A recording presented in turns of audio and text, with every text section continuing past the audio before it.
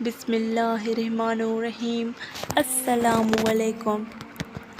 آج شام کی چائے بناتے ہوئے میرا ہاتھ جل گیا، آنکھوں میں آنسو آ گئے۔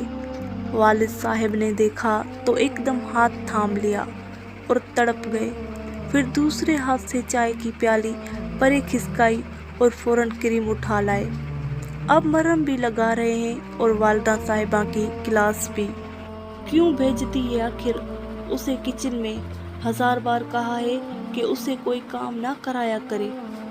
اماں خود سکتے میں بیٹھی تھی، ہاتھ میرا جلا تھا اور گرم ان کی آنکھوں میں دکھ رہی تھی۔ اماں کہنے لگی، میں کہاں خوشی سے بھیجتی ہوں، مگر کل کو اس کی شادی ہونی ہے، لوگ کیا کہیں گے؟ ماں نے کچھ بھی نہ سکھایا۔ وہ بہت دکھی لہجے میں وضاحت دے رہی تھی۔ ہاں تو کہتے رہیں لوگ جو ان کو کہنا ہے، مگر اب یہ کچن میں نہیں جائے گی۔ والد صاحب نے مجھے یہ سکتا گلے لگایا اور اماں کو وارن بھی کر دیا۔ مجھے خوش ہونا چاہیے تھا، مگر میں نہیں ہوئی۔ میں بس اماں کے ہاتھ دیکھ رہی تھی، جن کے انگوٹھے سبزیاں کاٹ کر نشان زدہ ہو گئے تھے۔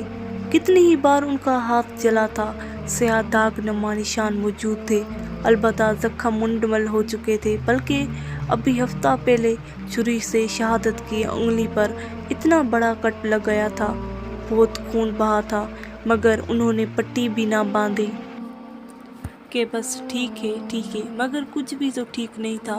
میں والد صاحب کو بتانا چاہتی تھی کہ وہ بھی تو کسی کی بیٹی ہے، ان کے ابا نہیں رہے تو کیا ہوا، ان کے شوہر تو ماشاءاللہ حیات ہے۔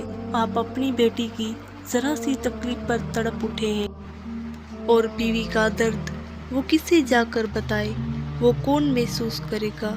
وہ کسی کی بیٹی نہیں ہے کیا؟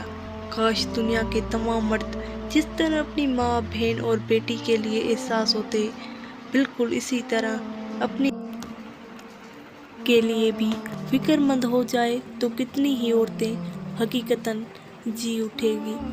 بالکل۔ تو آپ کو آج کی کہانی کیسی لگی؟ یہ ایک عورت، ایک ماں، ایک بیوی، ایک بہن کی کہانی ہے۔ آپ کو یہ کہانی اچھی لگی ہے تو ویڈیو کو لائک کریں۔ اللہ حافظ۔